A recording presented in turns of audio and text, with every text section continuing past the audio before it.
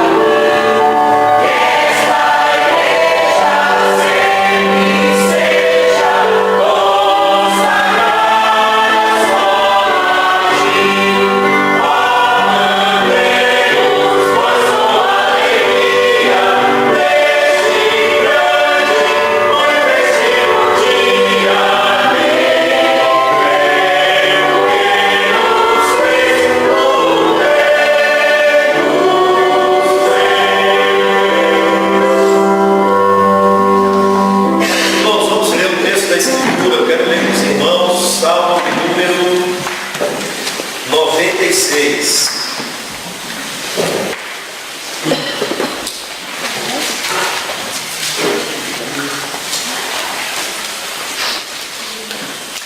Salmo de número 96.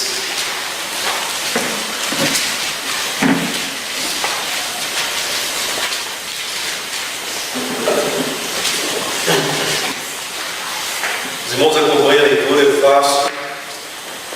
O verso primeiro do Salmo inicia da seguinte forma: cantai ao Senhor um cântico novo, cantai ao Senhor todas as terras, cantai ao Senhor, bendizei o seu nome, proclamai a sua salvação dia após dia, anunciai entre as nações a sua glória, entre todos os povos as suas maravilhas. Porque grande é o Senhor e muito digno de ser louvado, temível mais que todos os deuses, porque todos os deuses dos povos não passam de ídolos. O Senhor, porém, fez os céus. Glória e majestade estão diante dele, força e formosura no seu santuário. Tributai ao Senhor, ó famílias dos povos. Tributai ao Senhor glória e força. Tributai ao Senhor a glória devida ao seu nome. Trazei oferendas e entrai nos seus atos. Adorai o Senhor na beleza da sua santidade. Tremei diante dele todas as terras. Dizei entre as nações: reina o Senhor. Ele firmou o mundo para que não se abale, e julga os povos com equidade. Alegrem-se os céus e a terra exulte, ruja o mar e a sua plenitude, folgue o campo e tudo que nele há, regozijem-se todas as árvores do bosque, na presença do Senhor, porque vem julgar a terra, julgará o mundo com justiça e os povos consoante a sua fidelidade. Se assentem, irmãos, vamos ouvir uma palavra de oração. O André.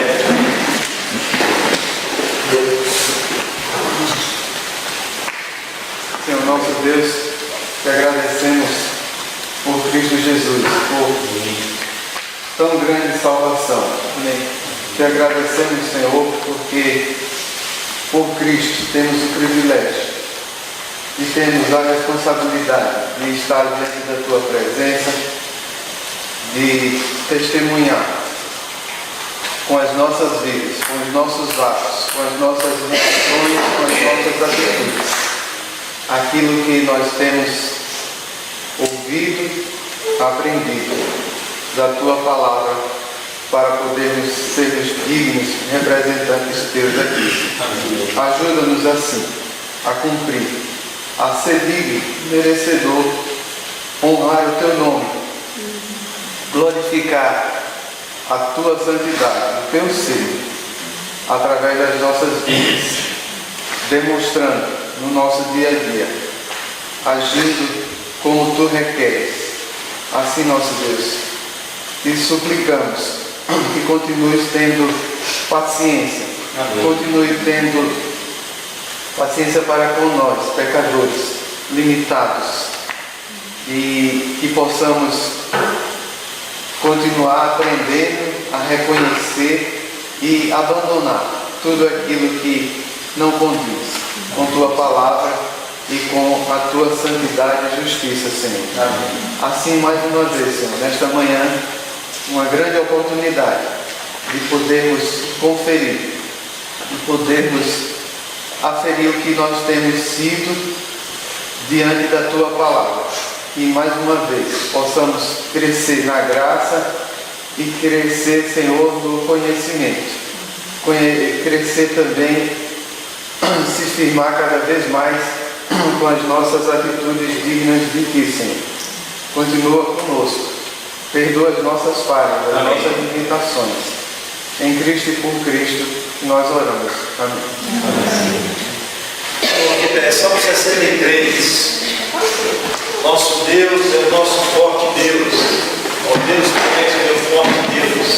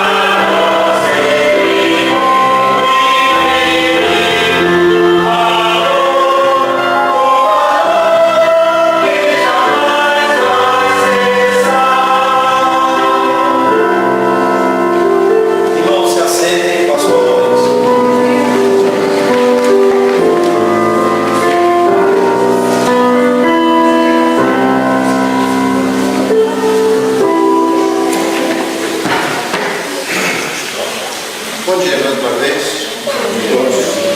Eu preciso necessariamente começar agradecendo aos irmãos da igreja pelo convite e por possibilitar para mim, como esposa, estarmos aqui com os irmãos mais uma vez.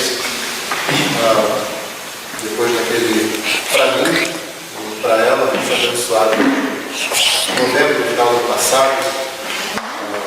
Eu sou muito grato por poder estar com os irmãos nesse local. Amém. Poder abrir a palavra de Deus novamente e ter a oportunidade de expor. Então, estamos gratos por isso e trago a saudação lá da primeira igreja batista bíblica do Rio de Janeiro.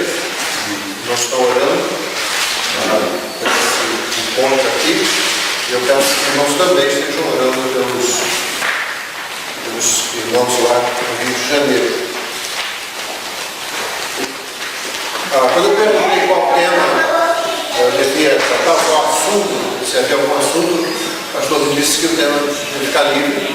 Eu propus então tratarmos de um tema que tem chamado a minha atenção nos últimos meses, já há algum tempo. Inicialmente, como eu costumo fazer sempre de forma muito crítica, no sentido de que eu sou muito cético com as coisas, a não ser quando elas são ditas pelas Escrituras. Esse é o papel da cosmovisão cristã. Você se lembra, nós falamos sobre isso no finalzinho do ano passado. Uma cosmovisão cristã tem pelo menos três elementos, são três elementos básicos. A ideia de que a criação existe para a glória de Deus, ou seja, Deus criou para expressar a sua glória e criou seres humanos para que esses pudessem participar da alegria e usufruir da glória dele mesmo, da glória de Deus. Então a criação feita para a glória de Deus. O segundo elemento é aquele que se abateu logo após, um pouco tempo depois da criação, foi a queda. Então você tem a presença da queda no mundo, no universo. Todos os efeitos da queda estão aí, não somente no ser humano, mas na criação de um modo geral, nas estruturas humanas também, no cosmos de um modo geral. O universo não é aquilo que ele deveria ter sido, ele não é aquilo para o que ele foi criado. O universo deveria girar, como o livro de Apocalipse, em torno do trono de Deus, e não é isso que acontece. Então esse é o segundo elemento da queda. Mas o terceiro elemento, para completar a nossa própria visão, para que a gente possa enxergar a realidade corretamente, é a redenção. Deus não deixou a criação feita para a glória dele decaída por causa do pecado humano, não deixou essa criação entregue a ela mesma. Deus não a abandonou, nem exerceu imediato juízo sobre a criação. Deus exerceu um juízo temporário. Deus amaldiçoou a criação é sempre o resultado do pecado humano. Mas Deus não exerceu um juízo pleno, absoluto, final. Isso ainda vai acontecer sobre o pecado humano, sobre a criação decaída. Pelo contrário, Deus providenciou a redenção, de modo que você não tem um universo que, embora decaído, embora não gire mais em torno do trono de Deus, ele seja um caos. Não acontece isso, é o que a gente deveria esperar, pelo menos.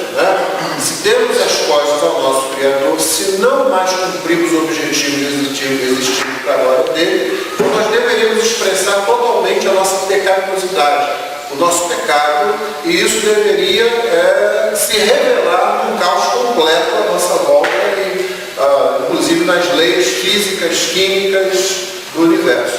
Não é isso que ocorre, no entanto. O que ocorre é que ainda há muitas coisas boas no universo. O que ocorre é que ainda é possível, por exemplo, mesmo num ambiente não cristão, você experimentar verdadeiras amizades, você ter bons casamentos, ter boas famílias. Num ambiente não cristão, ainda é possível que descobertas sejam feitas que melhorem a vida humana, que sanem alguns dos problemas humanos. Você não tem só tempestades, furacões, terremotos e vulcões em erupção, você também tem um lugar bonito como esse, você tem passarinhos ainda que nos acordam pela manhã, você tem o pôr e o nascer do sol, praias maravilhosas, aquela água gostosa na qual você mergulha em determinadas épocas do ano, um cenário bonito de neve, onde isso acontece, você não tem só devastas destruindo tudo, porque a redenção atua. E acima disso, você não tem um ser humano que está separado de Deus para sempre. Você tem a possibilidade desse ser humano retornar à comunhão com Deus através da obra perfeita do Senhor Jesus Cristo. Então, se a gente quer desenvolver uma cosmovisão cristã, a gente precisa ter em consideração esses três elementos, seja o que for que você considere. Qualquer realidade, você pode aplicar isso a qualquer realidade. Eu posso dar alguns exemplos. Então lembra, criação, queda e redenção atuando sobre essa criação. Você casa, o casamento é para ser uma coisa maravilhosa, o casamento é para ser um ato de comunhão, um desenvolvimento de vida, de comunhão, de crescimento. Você sabe quantos desastres acontecem aí nos casamentos, nas famílias. Então quando você casa, se você tem uma cosmovisão cristã, você está alerta para o fato de que você casa com um pecador e que o seu cônjuge está casando com um pecador também. Então, quando você leva isso em conta, você vai esperar manifestações dessa pecaminosidade, mas também vai ter a esperança das manifestações da redenção, que existe por causa da obra de Cristo, que reflete sobre toda a criação, inclusive sobre não crentes. É por isso que é possível que nós experimentemos bons casamentos, tanto dentro como fora do ambiente cristão. Se você vai criar filhos, nasce uma criança, crianças são trazidas para a igreja, para a classe delas, para o estudo que elas têm, você leva em conta a mesma coisa. Nossos filhos, assim como nós, existem para a glória de Deus, só que eles nascem pecadores como nós nascemos. Então você vai criar um pecador. Não pode entrar naquela de que a criança é aquele anjinho, aquela coisa inocente, não é? Apenas que o pecado não se manifesta com a intensidade que vai se manifestar à medida que ela vai crescendo. Mas o pai, a mãe, que tem uma cosmovisão cristã, ele sabe disso, ela sabe disso. Então, quando nasce uma criança, ela sabe que está mais um pecador no mundo, mais alguém que deveria existir para a glória de Deus, no entanto, nasce fora desse propósito. Só que ela também tem a esperança da redenção. Ela não diz, aqui está um pecador, vamos acabar com ele, vamos jogar no primeiro rio que a gente encontrar. Não, aqui está um ser que ainda reflete muito da glória de Deus, ainda que não plenamente, ainda que não como no início, mas que ainda reflete e que pode, inclusive, e nós temos essa doce promessa, de criarmos nossos filhos na fé e eles logo, muito cedo, confessarem a Cristo como Salvador. Então você tem essa situação, essa possibilidade imensamente grande, tanto que nós entendemos que as crianças são filhas da aliança. Então, quando nasce uma criança, nós não temos só tristeza, nós não temos dor, nós temos esperança, nós temos alegria. E a esperança maior é de que a cada geração de cristãos, aquela nova geração seja ainda mais aprimorada. Mas isso recebe força para acontecer, principalmente quando papai e mamãe têm essa percepção, essa cosmovisão cristã. Eles vão criar crianças como hoje nos é ensinado pelo mundo, pela sociedade à nossa volta, pela mídia, por exemplo. Você pegar o Estatuto da Criança e do Adolescente, ele não reflete, porque infelizmente há pouca influência cristã nele, culpa em parte da igreja, ainda não disse qual é o tema que a gente vai tratar, mas tem a ver com isso, culpa em parte da igreja que deixa a área de políticas públicas entregues a não crentes. Então você tem o Estatuto da Criança e do Adolescente que reflete não a percepção de uma cosmovisão cristã, criação feita para a glória de Deus, queda e redenção. Você tem uma percepção totalmente humanista, onde você olha para a criança como sendo um ser puro, um ser inocente, que é corrompido à medida que vai se desenvolvendo por causa do ambiente à sua volta, principalmente com alguns fatores inerentes a ela, que já vem com ela, mas principalmente por causa do ambiente. Nós temos que trabalhar no ambiente. Você tem uma filosofia construcionista, o construcionismo, que é o que rege ainda a esmagadora maioria dos estabelecimentos de ensino no Brasil, onde a tese principal é a seguinte: a criança, ela mesma constrói o saber, o conhecimento dela. O que a gente tem que fazer é não atrapalhar muito, O adulto geralmente acaba atrapalhando, ele coloca restrições demais, ele influencia negativamente, ele passa para a criança suas frustrações, etc. e tal. Então o que a gente tem que fazer é criar um ambiente onde ela mesma se desenvolva e tal. Essas percepções estão inseridas no Estatuto de Criança e Adolescente, na filosofia educacional, enfim, tudo que toca ao desenvolvimento das nossas crianças, dos nossos filhos. Por que é desse jeito? Porque não existe uma influência cristã, não há uma cosmovisão cristã que considere aqueles três elementos que eu citei. O cristão, quando está no mundo atento a isso e desenvolvendo essa cosmovisão, ele começa a aplicar isso em qualquer área da vida. Eu citei duas áreas só, a área da família, especificamente o casamento, a área da criação de filhos e da educação de filhos na sociedade também, e por aí você veja quantos problemas nós temos e soluções que não são aplicadas porque muitos não pensam de forma cristã. Então, por causa disso, quando eu me aproximo de qualquer tema, eu sou muito crítico, eu sou muito cético. Eu não sou cético no sentido de ser teimoso. Eu me deixo convencer, desde que isso seja feito através do ensino da palavra de Deus, porque é dela que eu recebo essa percepção do mundo, essa cosmovisão cristã, aonde quer a redenção atua sobre a criação. Então, nada para mim é necessariamente bom, a priori, no primeiro momento, nada para mim é necessariamente mal no primeiro momento.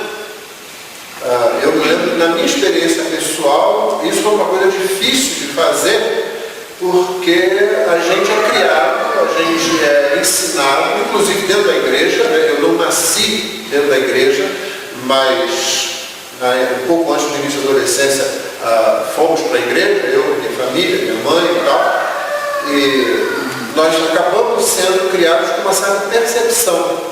No meu caso particular, na igreja batista, dito tradicional, igreja batista conservadora, que você recebe, são certos conceitos que acabam dizendo para você o que é certo e o que é errado, sem que necessariamente isso esteja fundamentado nas Escrituras.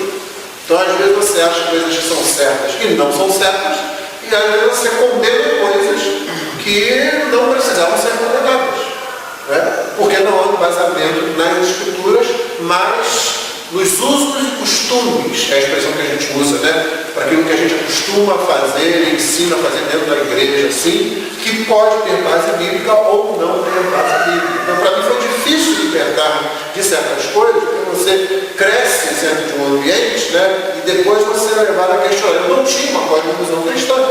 Eu tinha uma cosmovisão semi-cristã.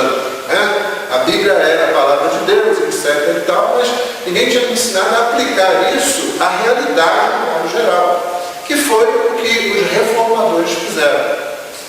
Só para a gente lembrar um pouquinho, a reforma, ela acontece depois daquele período que a gente costuma chamar de Idade Média, que não é aquela idade das trevas, que o pessoal fala de vez em quando. Essa é uma expressão muito mais do iluminismo do que correspondente à realidade. Mas que tinha perdido justamente essa percepção do mundo a partir do que a palavra de Deus ensina. O que os reformadores fazem é resgatar uma visão intramundana da vida. Você já ouviu essa expressão? Os irmãos já devem ter lido isso. Não é uma igreja que sai do mundo, é uma igreja que está no mundo, mas não está no mundo só para evangelizar. Ela está no mundo entendendo que o mundo é de Deus, não é do diabo, não é do pecado. O mundo pertence a Deus. Que no mundo há coisas boas e coisas ruins, que a gente precisa ser capaz de analisar o que é bom e o que é ruim. Por isso a gente não aceita nada como bom, nem como ruim a priori. Assim, eu não olhei, mas eu vou dizer, isso é ruim.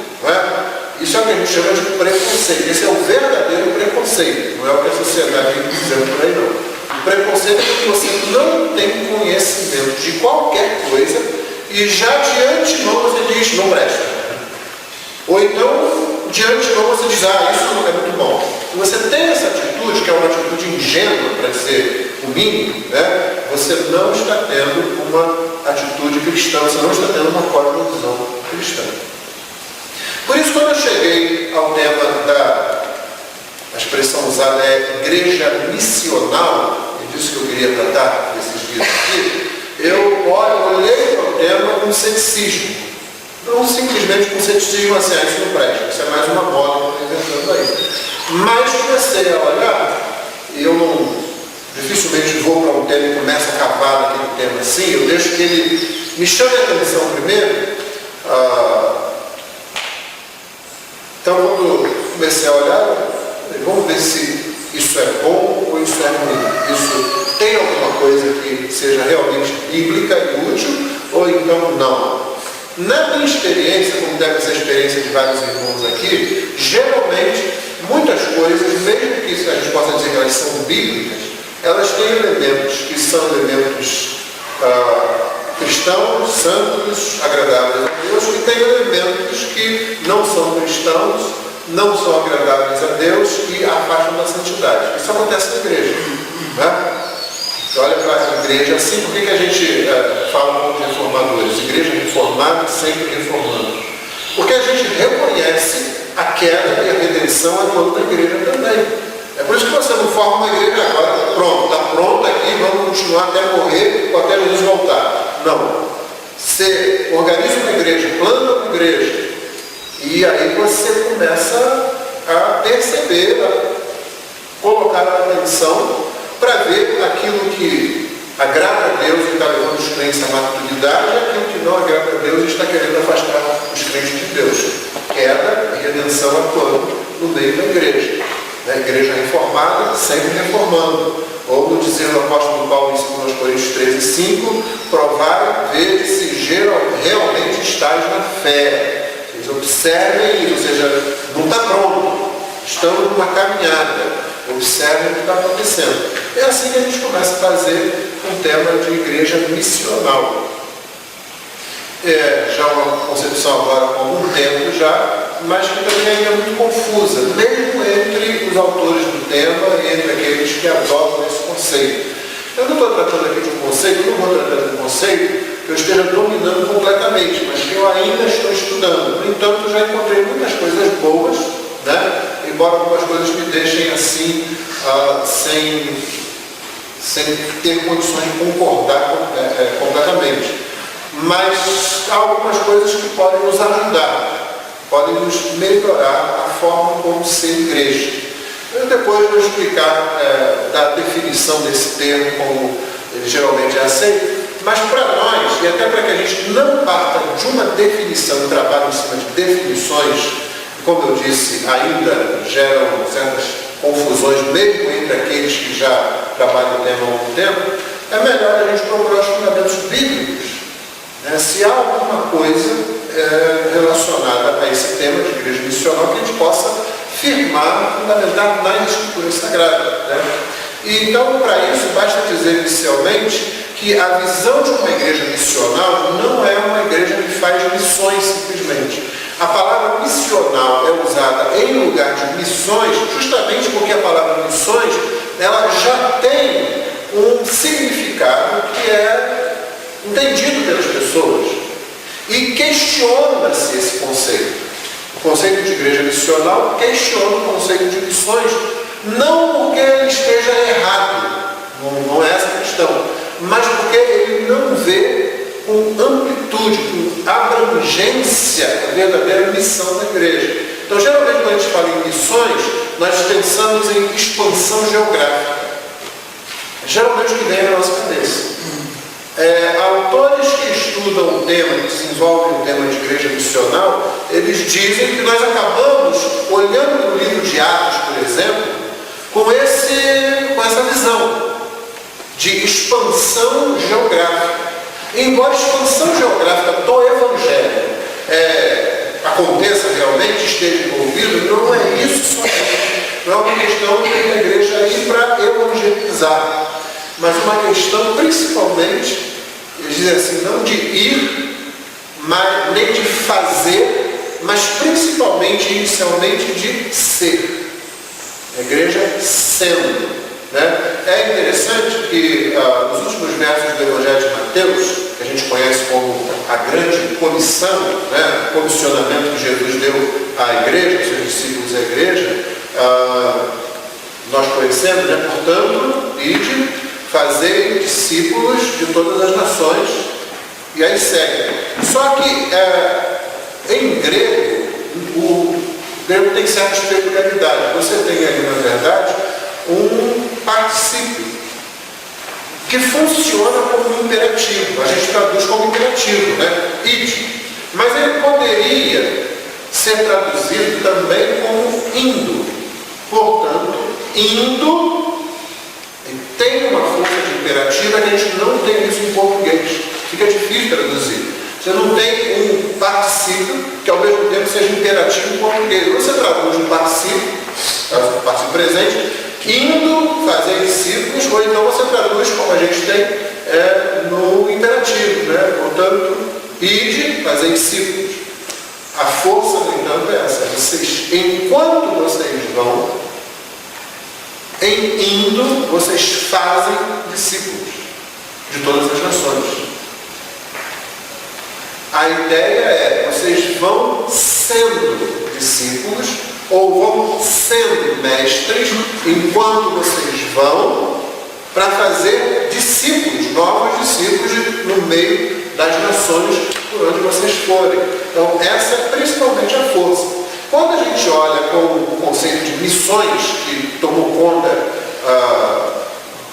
da igreja desde o final do século XIX, segunda metade do século XIX para cá, a gente pensa sempre no ir, no enviar, no mandar missionários, né?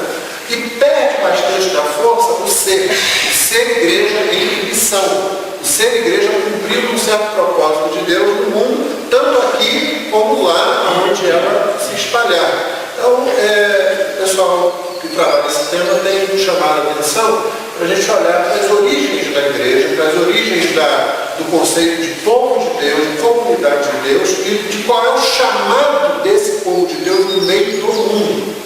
Senão, duas coisas podem acontecer, e geralmente elas têm acontecido, com isso eu preciso concordar. Uma é que nós entendemos que nós temos uma tarefa, nós temos que fazer alguma coisa, e fazemos.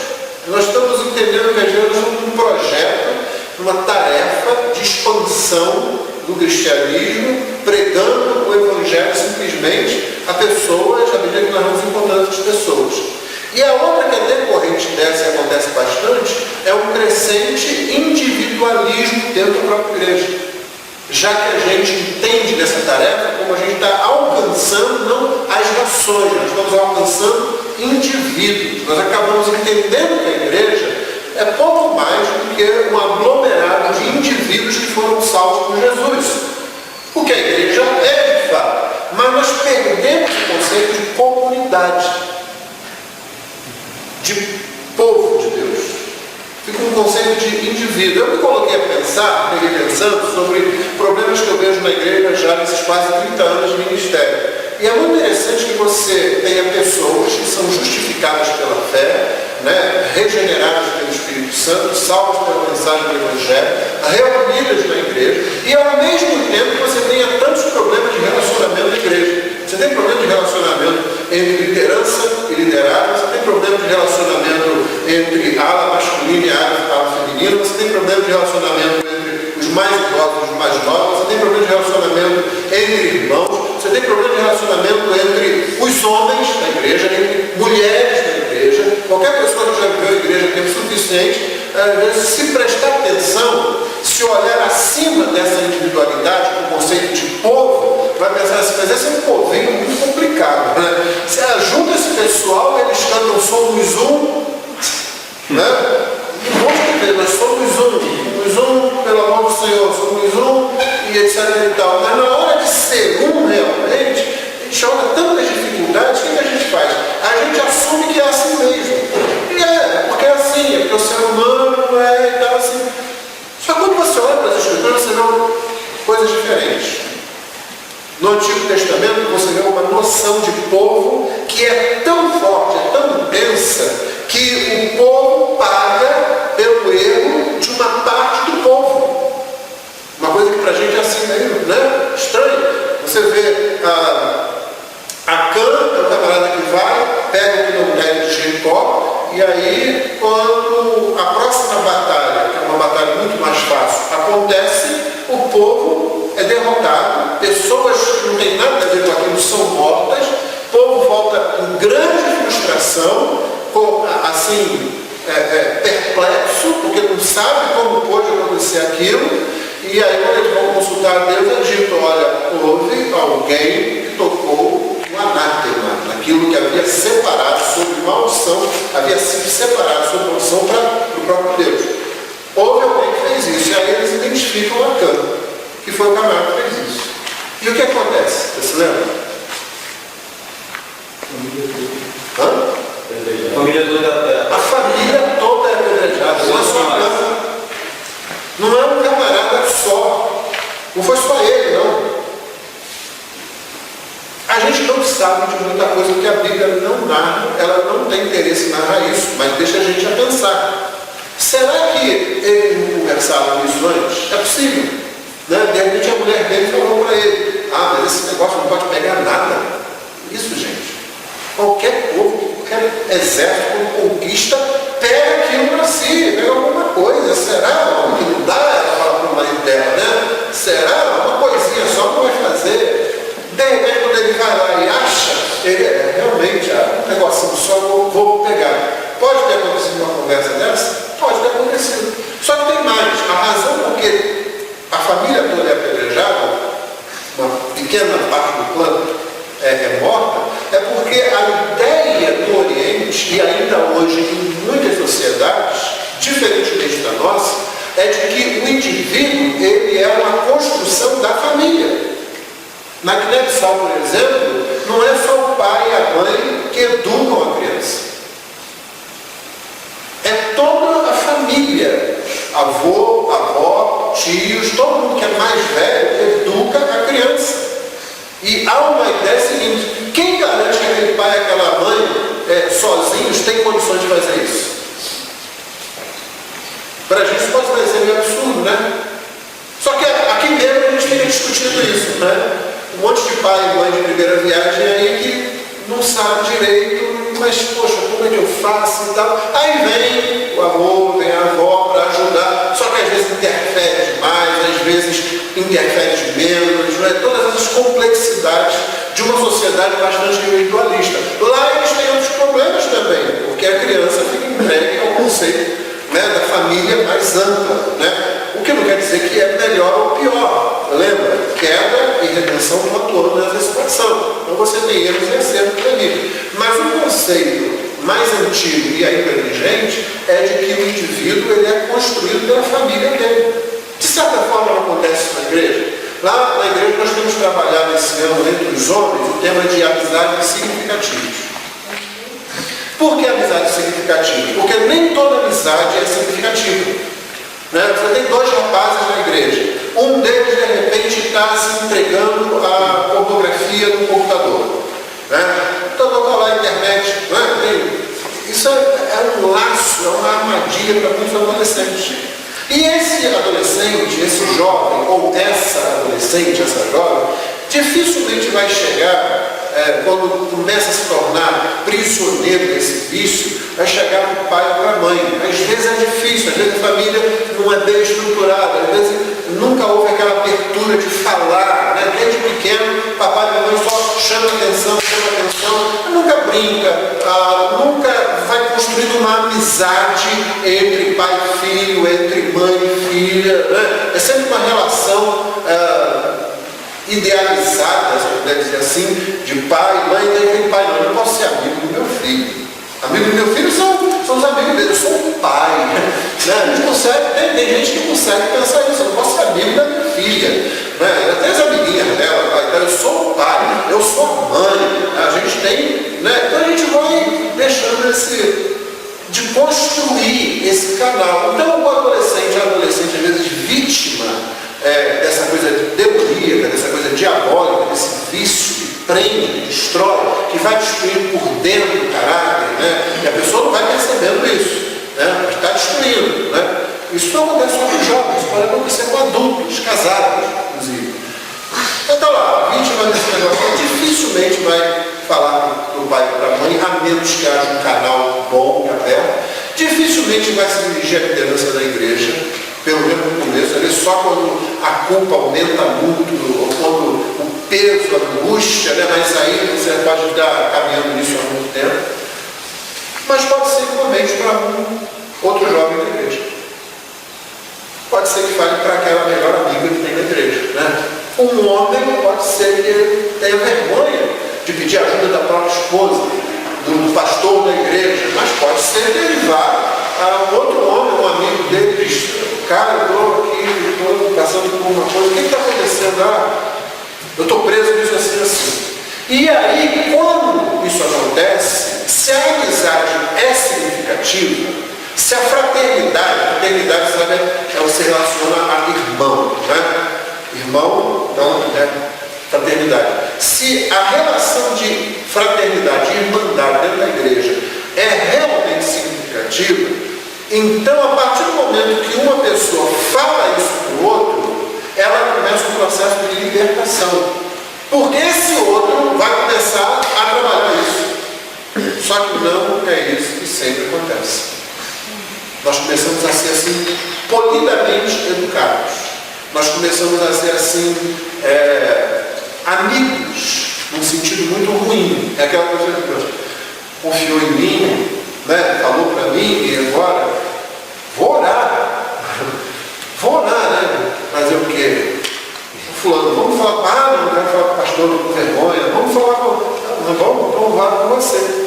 Não existe uma amizade significativa, não existe um comprometimento. A pessoa que ouve a confissão, que é quase sempre um pedido de socorro, eu não estou conseguindo sair disso, me ajuda, só que a pessoa nem sempre fala desse jeito, né? Mas o próprio fato dela falar, a não ser que ela viesse para contar a vontade, cara, achei o site, agora não sei. Não, mas esse é outro caso. Aí eu caso confronto dentro da disciplina, se for preciso. Mas quando a pessoa simplesmente fala, poxa, eu sei que não é certo e tal, está pedindo socorro. Então a outra deveria agir, só que o individualismo. Nem a fé cristã está vencendo isso num ambiente que a gente não aprendeu a pensar em comunidade. Então, não, eu vou orar com você. Ao invés de dizer assim, cara, agora você vai sair disso. Porque ou eu tiro você disso de um jeito, ou eu tiro você disso de outro jeito, mas você vai sair disso. Vai sair. Eu vou fundo com você, eu vou cair no poço com você. Mas você vai sair disso. Aí eu, não, então esquece isso, mas não tem como esquecer mais. Não tem como esquecer mais. Só que a gente fica com medo, né? A gente fica com medo de ser a pessoa chata, de ser um intrujão que se intromete. Não existe isso na igreja, quando se trata principalmente do pecado matando um dos irmãos. Não pode existir, só que acontece isso. Por isso nós temos trabalhado esse tema lá, sendo de amizades significativas, para ampliar essa ideia de que eu posso chegar para o irmão, posso falar com ele não virar para frente da igreja, olha, o irmão fulano está fazendo isso, né? Mas ele vai tomar atitudes concretas para libertar o irmão daquela situação, para ajudar o irmão naquela situação. Isso aí você pode aplicar em qualquer outra área. O problema no casamento, não é? O que acontece quando não há amizade significativa? O que acontece é que um fala mal da esposa para o outro, e esse outro, ao invés de confrontar, exortar, encorajar, consolar, fazer o papel do crente, ele aproveita o vontade de falar mal da esposa dele também. Aí ficam dois ali falando, né? Só mal. E acontece a mesma coisa com as esposas, né? Aí elas se reúnem, começam a conversar dos problemas, das dificuldades, não sei o quê. É o individualismo todo conta. Você pensa que tem comunhão, não tem. Você pensa que vai ser exortado, consolado, confortado, encorajado, mas o que acontece na verdade é só um encontro de catarse. Grupo de autoajuda. Você pode chamar até de grupo de autoajuda gospel, se quiser. Mas não é muito bom o negócio. Porque crente não faz catarse. Crente faz confissão de pecado. Como é que fala Tiago lá? Confessai as vossas culpas uns aos outros para que sareis. Então muita gente fica doente, fisicamente, emocionalmente, fica doente na igreja. Né? Porque não há essa percepção do grupo, né? da comunidade, do povo de Deus. mundo a mesma filosofia individualista que a gente vê. Qualquer pessoa que trabalha em qualquer ambiente aqui sabe disso na prática, não é? Você chega, tudo bem? É uma pergunta que não quer dizer absolutamente nada. É só para você ser educado. É o mínimo de educação profissional que você tem, né? A gente diz nos Estados Unidos isso é quase que obrigatório. Você não chega e fala, senhora, me dê isso aí, eu quero um café. Né? E você pergunta sempre qual pessoa está. Tudo bem? Como está seu dia? E a pessoa responde, tudo bem, você? Tudo bem também, me dá um café. O dia pode. O que ninguém quer é que você pergunte, tudo bem? Não, está ruim, não. Agora você pode ter esposa, e eu não sei, está com 10 anos de casamento, ninguém está interessado nisso. Nesses sitcoms aí, essas séries que tem por aí, quando o sujeito responde assim, né, a pergunta, o outro ouve, um instante, me dá um café. Passa por cima. Só que na igreja isso acontece também, às vezes. Né? A gente se torna educado. Parece muito bom, parece bonito, parece desejado, mas isso é ficar aquém de ser povo de Deus. Então, trabalhar o tema de igreja missional é explorar uma área que de fato tem ficado muito de lado, que é a área do ser, não do fazer, não do ir. A gente precisa continuar fazendo e a gente precisa continuar indo, né? Mas a gente precisa dar uma ênfase no ser. Porque o que a gente pretende ver aqui é que Deus chama um povo, forma um povo, para que esse povo seja uma sociedade alternativa ou uma expressão que o autor usa, eu achei interessante, uma sociedade de contraste no meio das nações. Isso é interessante na área de missões, aqui agora falando de missões como quero que você envie, é a missão transcultural, né? Você vai para um outro povo. Isso é interessante porque depois de um período em que missões foi entendida como você manda o sujeito daqui para lá para pregar o evangelho, aí ele vai, né? Eles começaram a voltar para um conceito missional. Você manda o sujeito daqui para lá para ele ser um crente lá no meio daquele povo. Não para pregar o evangelho como uma tarefa, para ele ser um crente. Deixa eu dar exemplo da diferença. Os ingleses foram metrópole, a Inglaterra foi metrópole da Índia durante muito tempo. A Índia foi colônia britânica durante muito tempo.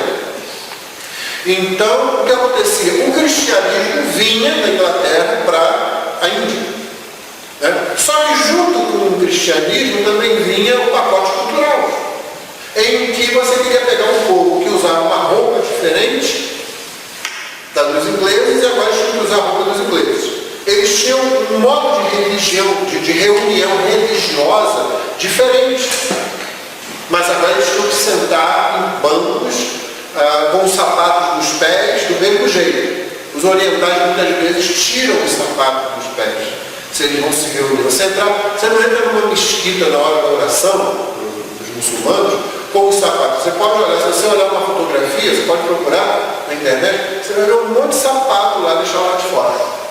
Eles tiram os sapatos para entrarem no templo. Não é como entrar na presença do meu Deus calçado. Né? Da mesma forma como alguns de nós aqui têm restrições quanto a determinados comportamentos ou vestimentas no culto. Né? Então eles têm isso muito mais arraigado. Então, junto com o cristianismo, vinha o pacote da cultura do missionário, que era muitas vezes imposto ao povo a quem se pregava o evangelho. E isso trouxe diversos problemas. Aí, mais tarde, começou-se a falar em evangelização, em missões transculturais. Aí começou a melhorar, mas o conceito evoluiu um pouco mais. E o que você precisa é simplesmente ser crente aqui, agora você vai ser crente lá. Em tudo que você faz. O que você faz aqui é o que você faz lá. Disso vieram outros conceitos para a tarefa de missões. Como, por exemplo, que está sendo usado hoje na China, é o conceito de empresas do reino. O que se faz? Você pega um empresário aqui, o pastor tiver um empresário na igreja, pode fazer isso. Ele vai, reúne fundos para organizar uma empresa, negócios na China, em algum lugar da China, por exemplo. onde tem várias etnias que são tomadas pelo islamismo. E aí você organiza a sua empresa. E você só contrata muçulmanos para trabalhar. Eles precisam de emprego. A China sempre precisa de emprego. Não é só na China, não, em outros lugares também. Desculpa. E aí você traz essa pessoa. Quando você entrevista essa pessoa para o trabalho, você diz para ela, olha, emprego é esse, mas você diz em alguma coisa assim, olha, nós vamos gerir essa empresa com os princípios do Novo Testamento. Você tem alguma coisa contra isso? Então, você pode estranhar, como assim? Não, os princípios do Novo Testamento, os princípios de justiça, os princípios de honestidade, de probidade, não sei o quê. Você não vai ser obrigado a ser cristão. Ninguém vai ficar forçando você a nada aqui, não. Você vai trabalhar aqui. Mas só quero que você saiba que os princípios serão os princípios do Novo Testamento. E o sujeito está precisando de emprego. Né? Ele precisa de emprego, precisa de trabalho. Você disse para ele que ele vai ser obrigado a deixar o Islã. Porque você também não pode fazer isso. Né? Nenhum crente obriga uma pessoa a aceitar ou crer, ou seja lá o que for. E aí ele começa a trabalhar. Ele vai trabalhar, só que ele vai ver ali uma atitude que ele não está acostumado a ver em outras empresas. Que colegas dele que estão trabalhando em outros lugares não veem. Uma empresa do reino, ela é gerida de acordo com os princípios bíblicos. Não só do Novo Testamento, né, mas bíblicos. É que a ênfase do Novo Testamento é porque o Novo Testamento é que é um problema do Islã. Né? E principalmente quando ele se afasta do Evangelho, dos dois Evangelhos. O Antigo Testamento não é aceitável pelo Islã sem problemas. E aí, o sujeito começa a trabalhar naquela empresa. E o que ele vê ali é uma coisa que ele não está acostumado a ver. É uma atitude do patrão, do dono, do chefe, que ele não está acostumado a ver. De honestidade, realmente, de recompensa pelo trabalho feito, né? De contemplar o esforço feito com bônus, ou seja, de tratar com humanidade a pessoa quando ela tem um problema e tal. Ele não está. Quando isso acontece, o testemunho tem sido dado pelos que assim têm usado essa estratégia, é de que a pessoa se torna aberta ao Evangelho. Primeiro porque o Islã, em qualquer lugar do mundo, pelo que ele aprende, ele já é prevenido contra o cristão. Só que ali ele passa a confiar no cristão, que não está querendo que ele seja convertido, mas está tratando ele como uma pessoa. Bom, na verdade, aqueles crentes lá querem que ele seja convertido, mas não do jeito que geralmente se pensa, né? Eles querem porque realmente amam aquelas pessoas, porque aquelas pessoas salvas. Então eles fazem isso. Quebra-se a barreira, ela passa a confiar naquela pessoa e com o tempo ela passa a ouvir, inclusive do Evangelho, muitos têm se convertido assim. Esse é um outro conceito. O interessante é que empresários cristãos deveriam agir assim aqui, no lugar onde eles estão, no lugar onde eles nasceram, no país deles. Né? Porque isso é você crente. Você contrata não um islâmico, você contrata um católico, um espírita, um ateu daqui do Brasil. Ele vem trabalhar com você. Aí ele encontra ali um patrão crente, um dono da empresa que seja realmente crente. E ele vê a diferença. Só que não é isso que acontece. Você pode aplicar isso em outras áreas também. Você tem um político, esse político é crente, né? Então esse político ali, só que não é isso que acontece, né? Você vê, a corrupção do mesmo jeito, o corporativismo do mesmo jeito, porque falta essa compreensão de povo de Deus no meio das outras nações para serviço. Então daí a gente vai ao texto bíblico, né, que serve de base para tudo isso que eu falei, na verdade. Eu só falei antes e o texto depois. Né? Mas é o que você vai encontrar. E naturalmente a primeira vez que você encontra isso nas escrituras é onde? Povo de Deus sendo povo de Deus para ser bênção para todos os outros povos. Foi a primeira vez que acontece na Bíblia. Tem que estar no início, né? Você está em Gênesis, capítulo 12.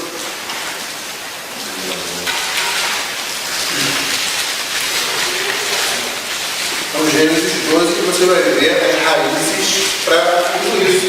Só que não é só Gênesis 12. Esse tema vai através do Antigo Testamento E o que a gente vai ver então nas próximas mensagens é isso. Como esse tema está no Antigo Testamento se desenvolvendo. Como o povo escolhido fracassa em fazer isso. E como é o plano de Deus desde o Antigo Testamento, as promessas já estão lá. Como é o plano de Deus de que o povo de Deus finalmente seja constituído de judeus e não judeus, para alcançar esse mesmo objetivo proposto em Gênesis 12, na chamada de Abraão. Porque a gente quer entender a igreja a partir do conceito de povo de Deus. Nós não somos dispensacionalistas. Bom, pelo menos eu não sou, quero crer que os irmãos não sejam. Os dispensacionalistas, o que eles fazem? Eles fazem uma separação muito grande entre Israel e a igreja. Nos tempos de um dispensacionalismo muito extremo, como aconteceu na primeira metade do século XX, meados do século XX, o que você tinha, inclusive, era gente que dizia assim, olha, não pregue o evangelho para os judeus, porque a igreja é salva de um jeito, Israel é salva de outro jeito. Tem gente que vê, isso era um extremo, para você ver como é que caminhava o conceito, né, dispensacionalista. Nós não somos. Nós temos uma igreja na Antiga Aliança, uma igreja na Nova Aliança, mas são basicamente a mesma igreja, né? Sendo que uma está organicamente no embrião, a outra é organicamente a maturidade, né? O ser maduro daquele embrião. Mas você já encontrava isso lá. Você tem uma unidade no Antigo Testamento e no Novo Testamento, mas também você tem uma diversidade. Você tem uma continuidade, povo de Deus, mas você tem uma descontinuidade que o povo de Deus é Israel e quem se submeter, quem se sujeitar ao que a lei dizia. Aqui você tem, como fator de descontinuidade, Israel e os gentios. Sem os gentios, os judeus, sem que eles precisem se tornar judeus para se tornarem cristãos. Né? Não precisa disso. Esse é o povo de Deus, então, através do qual Deus cumpre a bênção prometida a Abraão e às nações.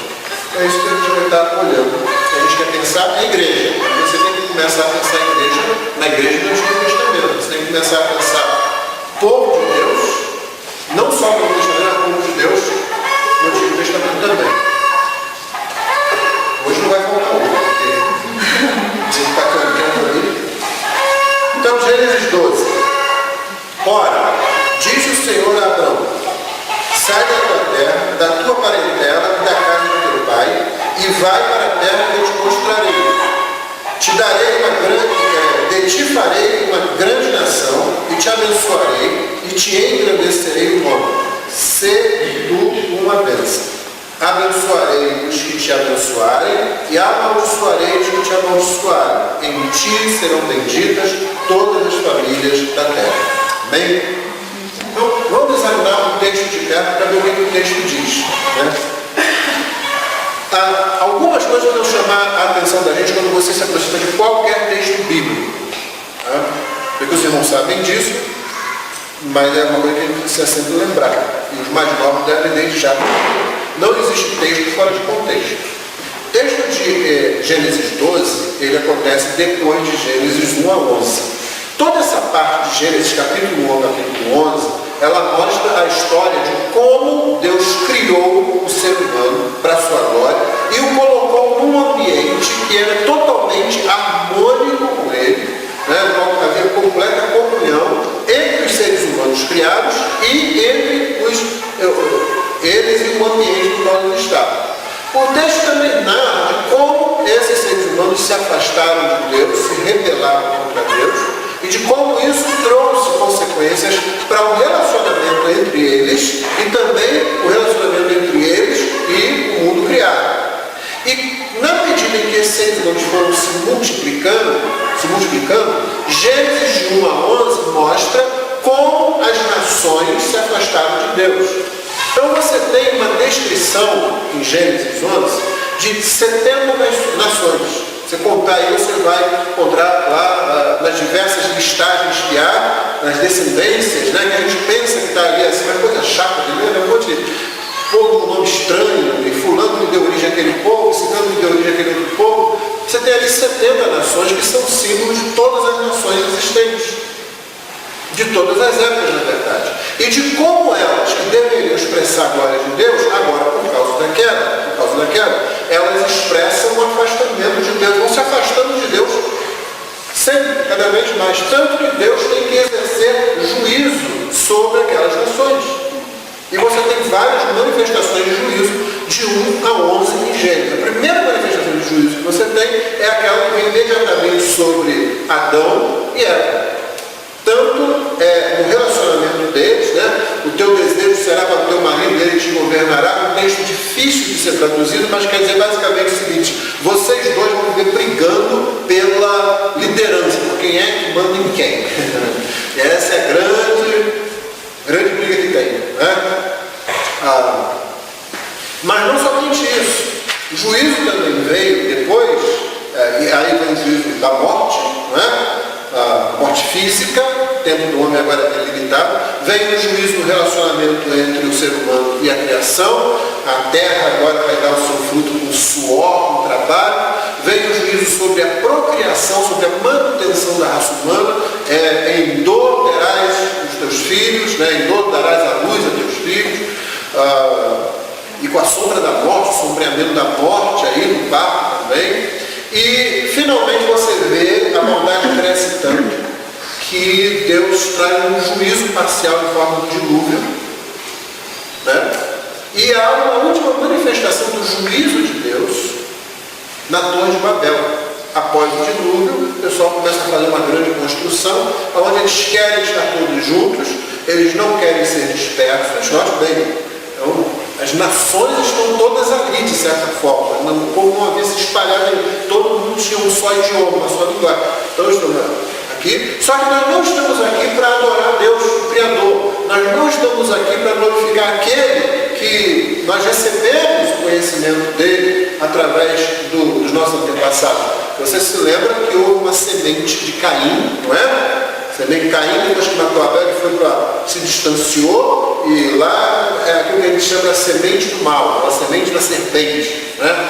No entanto, depois que Abel morreu, Sete, descendente de Adão, se tornou um seguidor de Deus. E os seus descendentes também, o que a gente geralmente chama de descendente do bem, né? E você tem essas duas situações se desenvolvendo paralelamente. Quando acontece o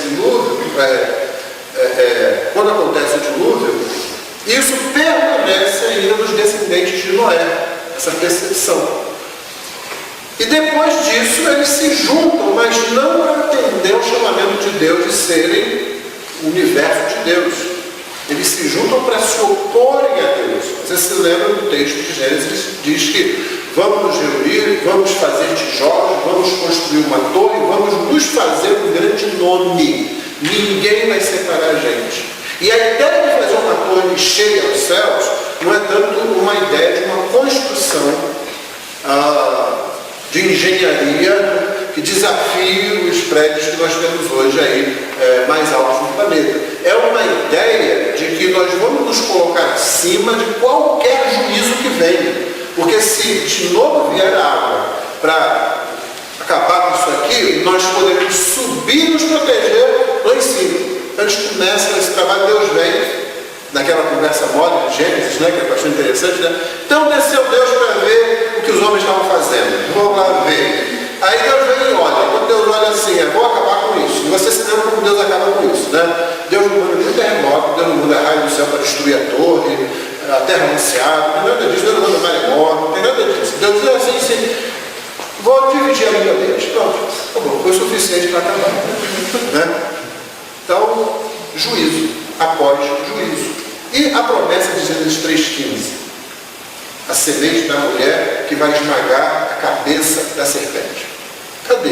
Só teve juízo até agora. Você começa a perder a esperança. Quando chega em Gênesis 12, aí Deus começa a fazer o que ele disse que ia fazer. Ele não vai trabalhar com todas as nações. Ele vai trabalhar com uma nação. Ele vai trabalhar com um povo. Ele não vai pegar um povo que já existe, uma etnia que já está existindo. Ele vai formar esse povo através de uma pessoa. Ele pega Abraão e através de Abraão é que ele vai formar esse povo, essa nação, que vai fazer com que as outras nações nações retornem ao objetivo inicial, as 70 nações que representam todas as nações de todas as épocas. Agora, uma nação vai fazer com que elas retornem novamente à fé, retornem ao Criador, retornem àquilo para o que elas foram originalmente criadas: glorificar, expressar a glória de Deus. E é aqui em Gênesis que isso acontece. Então esse é o contexto histórico literário de Gênesis 12. É nessa situação que a gente vai encontrar o universo, vai encontrar o mundo. É nessa situação que a gente encontra Abraão.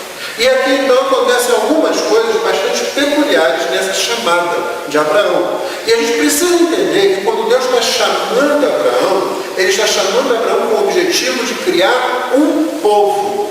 E isso fica explícito aqui. Você não pode ler tão rápido que você passe por isso como se fosse só um detalhe de menos importância. Não é. Então, ele fala para Abraão: você sai da tua terra, é que ele se chama ainda Abraão, né?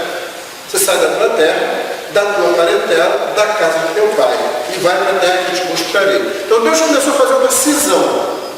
Depois de você ter lido nos capítulos anteriores o nome de tanto pai, tanto avô, tanto bisavô, tanto filho, tanto neto, tanto bisneto, né? Tanta descendência de tantas nações, Deus agora faz uma cisão. Ele diz: não, você vai sair, você vai deixar a casa do teu pai, a casa da tua parentela, a casa da tua família, a tua terra, você corta isso aí e você vai para a terra que eu vou te mostrar. Essa é a primeira cisão que acontece em relação àquilo que existia. É mais ou menos assim: não funcionou esse negócio das nações servirem a Deus. Não é como se Deus tivesse feito um plano que deu errado, não. Diz assim: essa estrutura não era a estrutura que Deus iria usar. Uma outra estrutura é o que Deus está fazendo agora. Uma nação, a partir de um homem. Então, essa é a primeira coisa. Versículo 2: de ti farei uma grande nação. Ele não falou: Abraão, você vem cá, eu vou te abençoar, vou separar esse pessoal aí, você vem para cá, sua família vai ser uma família abençoada. Uma família, né? Uma família aí nas suas gerações, não. Eu vou fazer uma grande nação. Não tem as nações aí que você já ouviu falar, que você conhece, perto, vizinhos aí de Ur. Eu vou fazer de você uma grande nação. E isso é bastante interessante, porque Abraão já é idoso nessa época, né? Então, se ele já é idoso nessa época, Deus parece estar começando muito tarde. Mas isso já é uma manifestação da graça soberana de Deus. É o mesmo princípio que Deus vai aplicar em muitos momentos das Escrituras. Como você viu, por exemplo, com Gideão. Gideão tem um exército lá de milhares, dezenas de milhares de homens. Deus reduz a 300, 3 centenas de pessoas para enfrentar um exército muito maior, né? Deus está dizendo: olha, para vocês saberem que quem está fazendo isso sou eu, através de vocês, mas sou eu quem está fazendo. É o mesmo que você encontra no início da primeira carta aos Coríntios, quando Paulo diz: observai o vosso meio que não há muitos sábios, nem muitos poderosos, nem muitos grandes, segundo o mundo. Porque Deus está dizendo assim: não, eu vou começar, vou conquistar as nações como um povo, meu povo, mas o meu povo começa pequeno, o meu povo começa sem dinheiro, sem muita gente erudita, muita gente culta. Tinha alguns, mas não era a maioria, o povo não era caracterizado por isso. Para que a gente se lembra que é Deus que está fazendo? Então ele vai pegar um homem, um só, ele não pega um clã inteiro, traz aí para teus irmãos também, e os tios, vamos começar uma nova nação aqui. Não, ele pega um homem e pega um homem idoso. Você sabe, olha, se tiver que acontecer alguma coisa, vai ser milagre de Deus. Ou seja, é Deus fazendo com graça soberana. Então aqui está a ideia: de ti farei uma grande nação. A gente não pode esquecer isso. O modo como Deus vai alcançar as nações é através de uma nação, e não de uma nação qualquer, não de um povo qualquer, mas de um grande povo, uma grande nação. O que vem depois disso precisa ser entendido em ligação com isso que acabou de ser escrito. Você não pode esquecer: de ti farei uma grande nação. Então continua: te abençoarei e te engrandecerei o nome. Porque se você esquecer a grande nação, você está pensando que Deus está falando só com Abraão. Deus vai abençoar Abraão, Deus vai engrandecer Abraão, engrandecer o nome dele, inclusive, mas vai fazer isso através de toda a descendência dele. Não é só com Abraão. Para que Abraão se torne uma grande nação, ele mesmo precisa, como família, como pessoa e como família, crescer e se expandir. O interessante é que Deus continua em cima do prazo, pelo que parece, né? O homem já está idoso.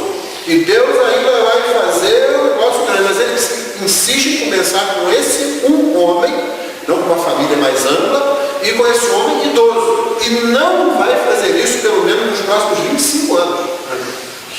Não vai fazer isso nos próximos 25 anos.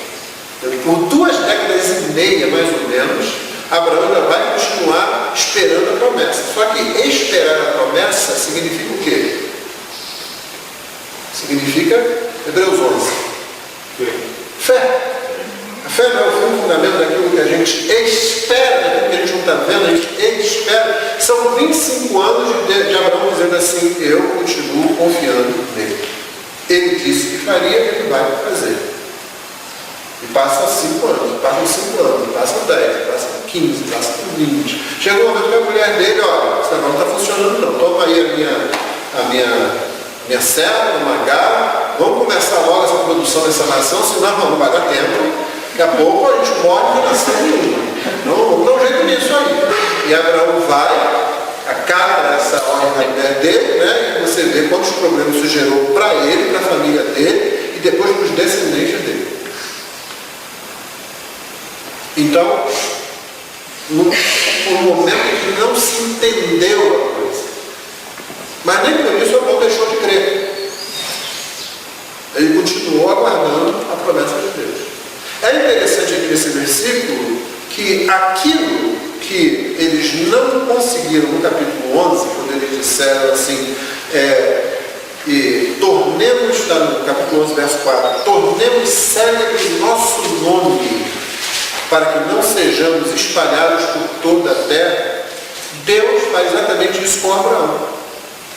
Ele diz, e engrandecerei o nome. O problema do ser humano, nós muitas vezes, é esse. Pregando num retiro da igreja há alguns anos, eu disse para ele, pregando sobre Jacó, e sabe que Jacó rouba a bênção na primogenitura, né? A gente costuma dizer que vergonha é roubar e não poder carregar. É isso? Realmente deve ser meio vergonhoso. Também eu não sei como é que isso acontece. Como é que você consegue roubar e não pode carregar? Porque o ato de roubar significa que você carregou de algum modo, né? Para algum lugar. Mas vergonha mesmo é você roubar e ser penalizado depois quando você rouba aquilo que já é seu. Você está roubando. Eu imagino a polícia chamada lá, imagina uma casa. Aí chega lá, pega um gatuno. É o Samuel.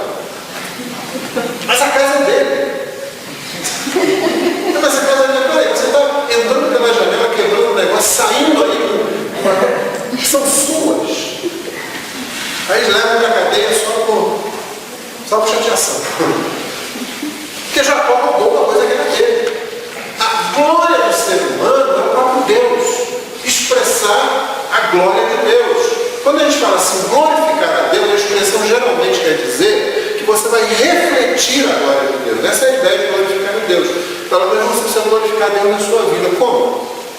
Como aqueles camaradas lá abrindo aquelas empresas de veio na China, não é? Aquilo é um exercício prático de glorificar a Deus na própria vida, ou seja, eles refletem a glória de Deus.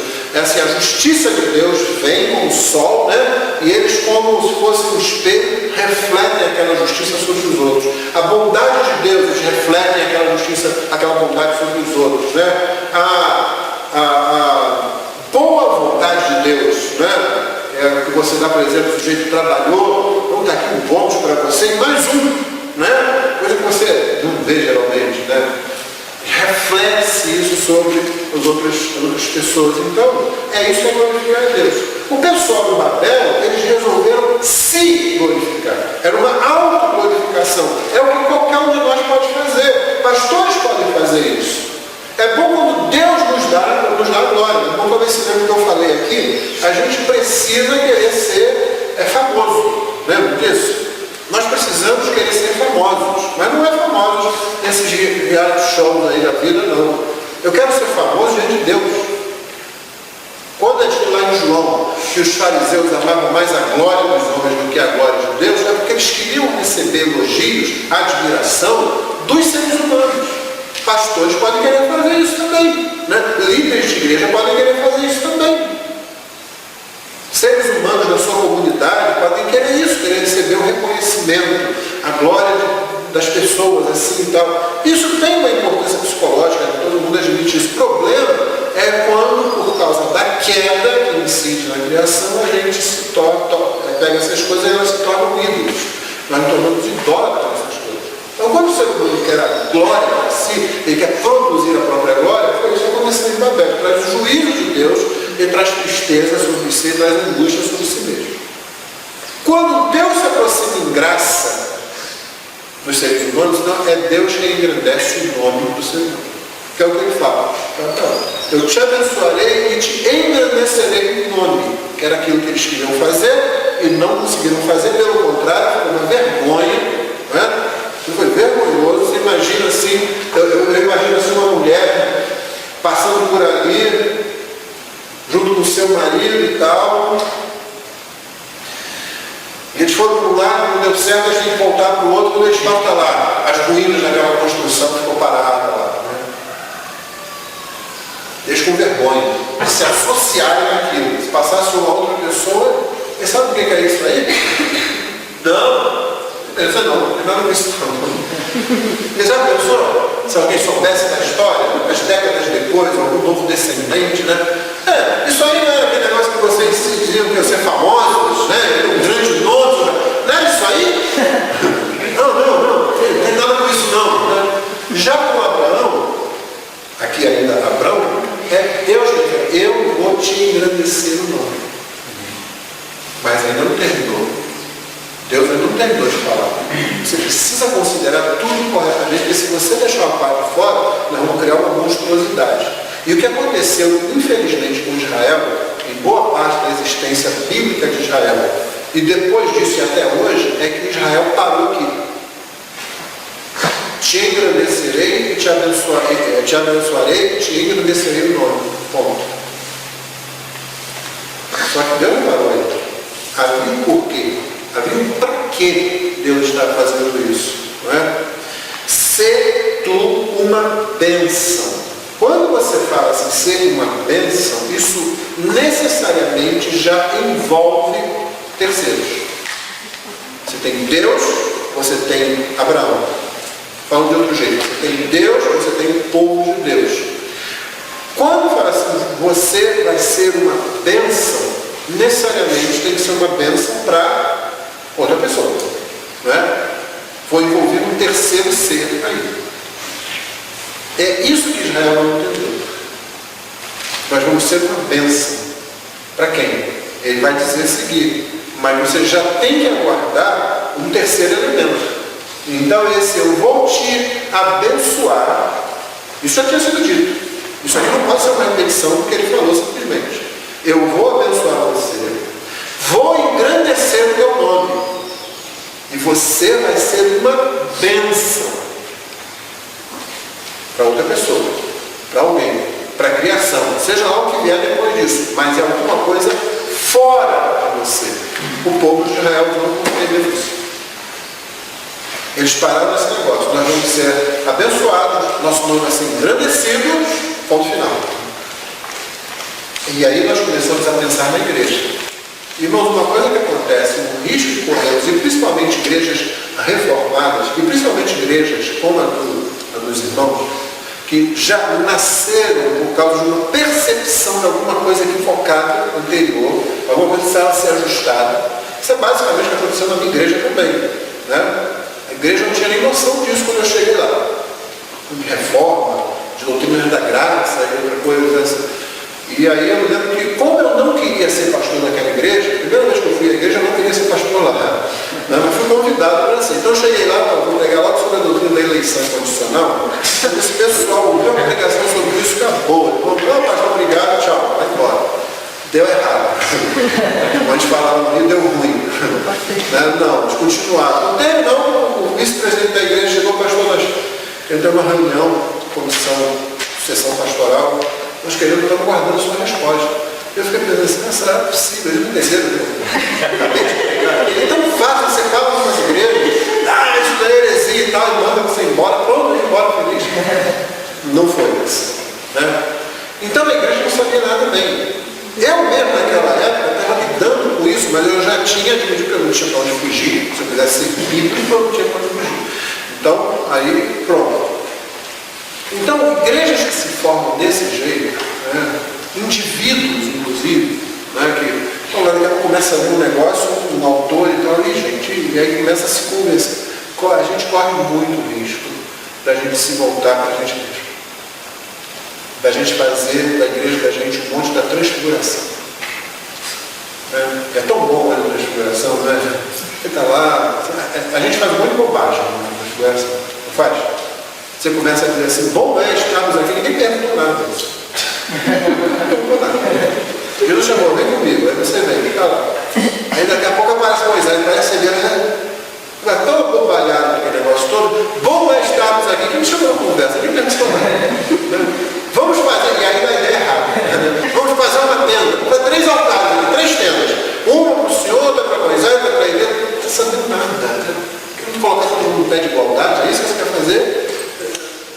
Ninguém pediu para você construir coisa nenhuma.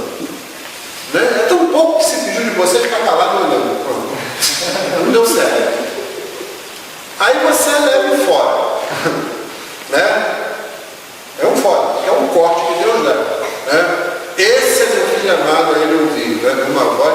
Aí você fica às cegas, que nem uma nuvem cobre tudo, aí você faz a única coisa sensata que você ainda não tinha feito até o momento. É cair no chão, cobrir a cara, ficar igual criança, quando, né, cobre, joga, ouve um barulho, vê qualquer coisa, faz o cobertor por cima e pronto, estou protegido. Né? Assim, a única coisa sensata feita é quando você.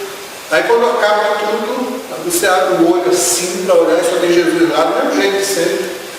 Né? Ainda assim, a gente acha que o monte de transfiguração é muito bom. Lá a gente só fala bobagem, fala o que não deve e faz o que não deve. Porque a gente não está preparado para aquela situação toda ali. Logo que você desce do monte, tem um demoniado lá que ninguém está conseguindo expulsar.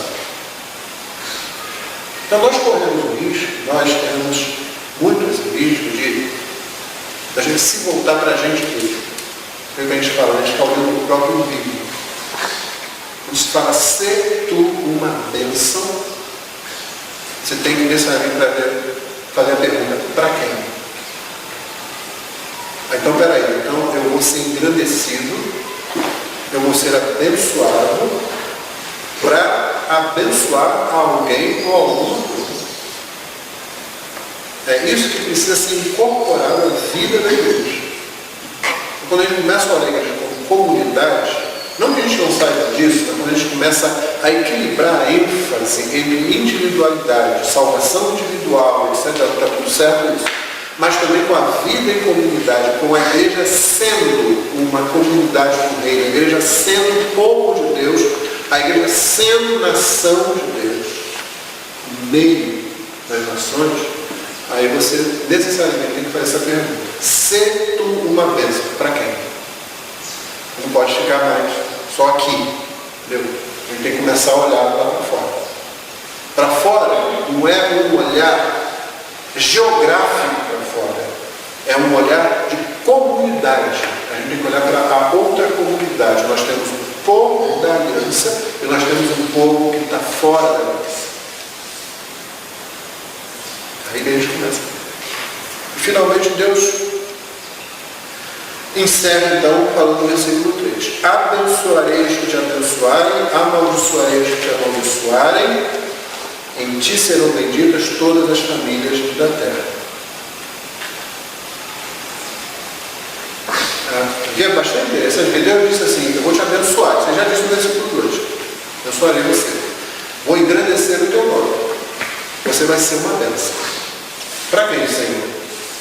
Aí Deus não somente diz para quem, mas diz como que isso vai funcionar. O relacionamento de Abraão com os outros povos, ou seja, o povo de Deus aqui simbolizado na única pessoa que existia desse povo naquele momento, que era Abraão. O povo de Deus, em seu relacionamento com os outros povos, está orientado, dirigido pelo próprio Deus. Essa relação não é uma relação que o povo de Deus vai inventar, que vai criar de acordo com a sua mentalidade, com a sua vontade.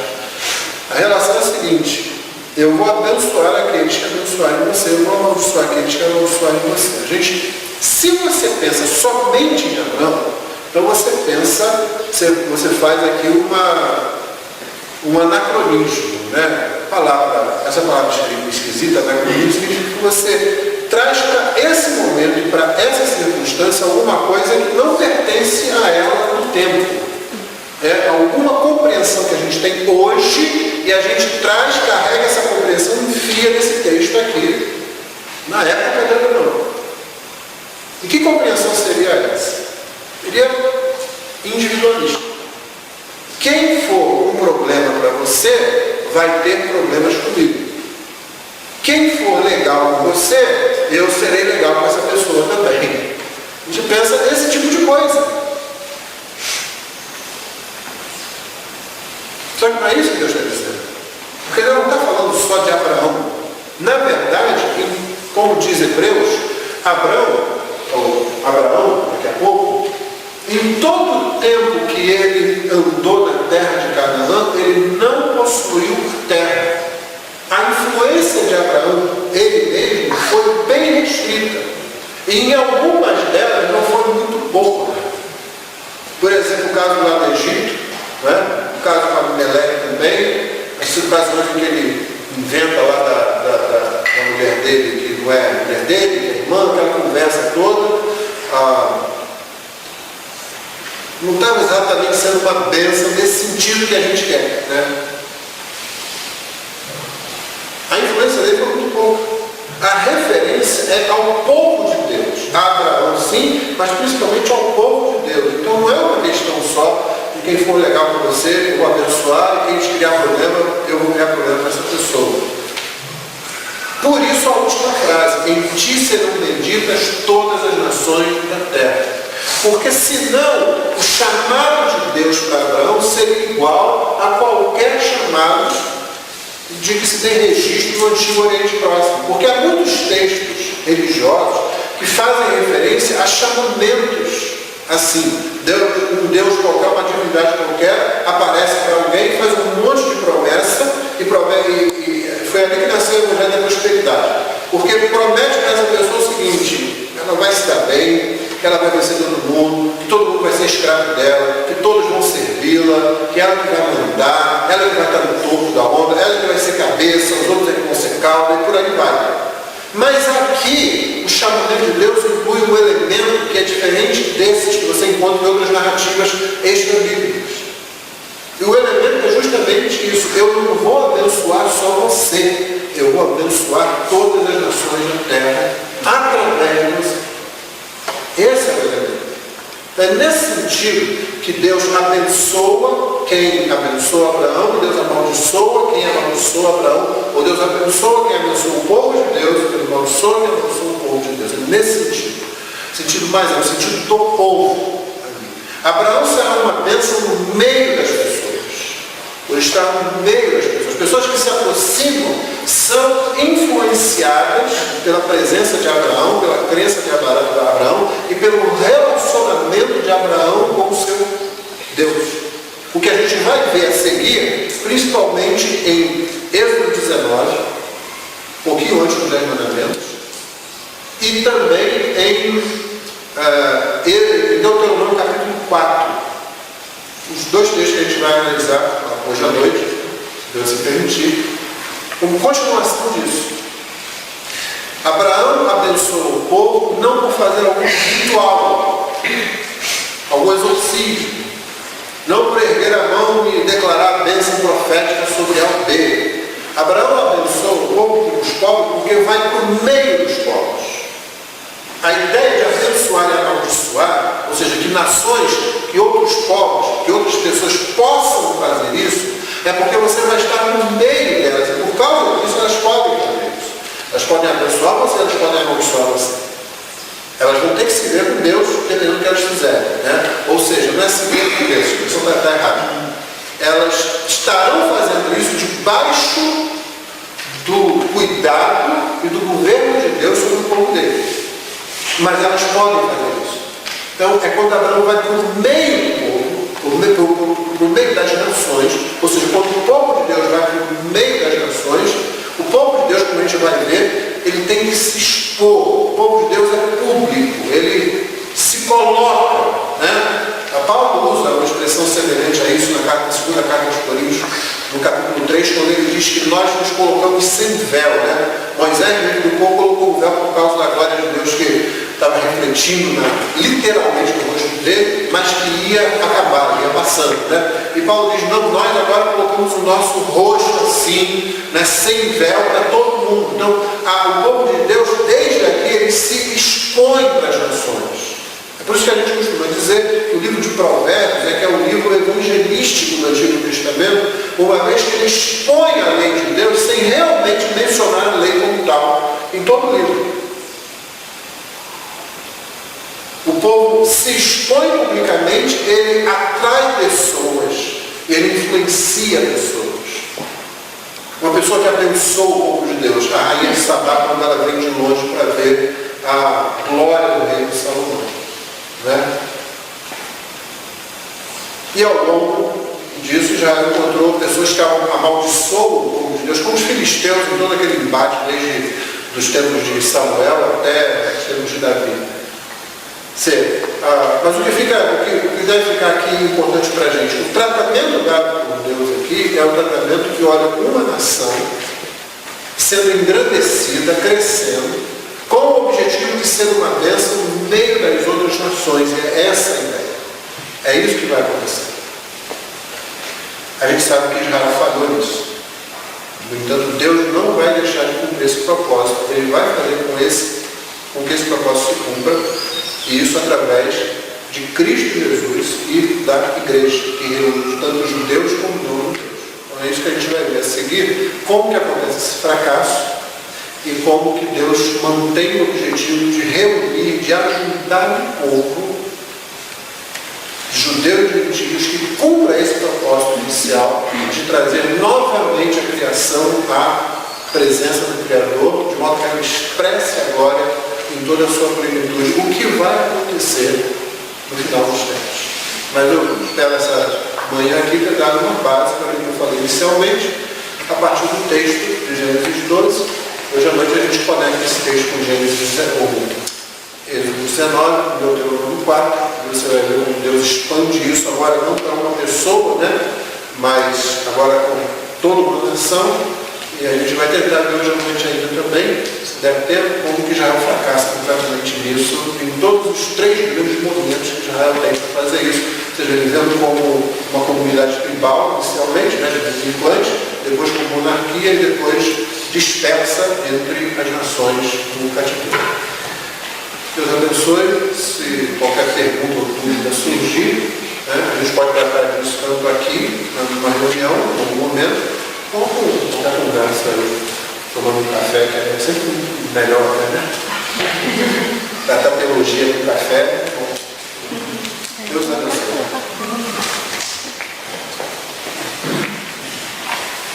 Meus irmãos, vamos orar. Senhor nosso Deus, nós te agradecemos mais uma vez pela tua palavra, que aqui foi lida, pregada. Bendizemos, Senhor, pelo teu plano, Senhor, Salvador,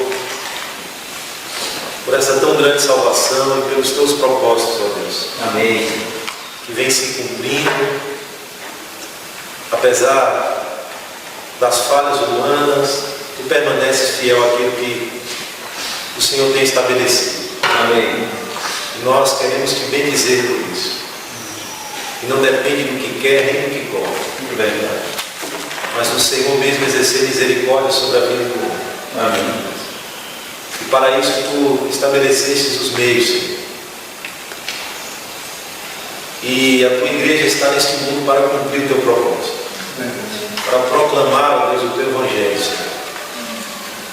proclamar, Senhor, o Teu Evangelho, que é o Teu poder para salvar os pecadores. Sim. E queremos pedir que aquilo que ouvimos aqui nesta manhã, usado pelo Teu Espírito Santo, ó Deus, seja aplicado em nossas vidas para que de fato sejamos uma bênção. Nos enxerguemos como comunidade, que entendamos a profundidade da comunhão cristã, das nossas relações como irmãos em Cristo. Amém. E do propósito que temos, Senhor, em sair, em estar no mundo, como bem disse Jesus Cristo aos discípulos, e a nossa luz deveria brilhar diante dos homens. O nosso sal deve salgar diante dos homens, para que, vendo as nossas boas obras, glorifique ao Senhor que estás no céu. Que assim seja com cada um de nós, Pai, seja com esta igreja, seja com o Teu povo espalhado pelo Brasil, pelo mundo.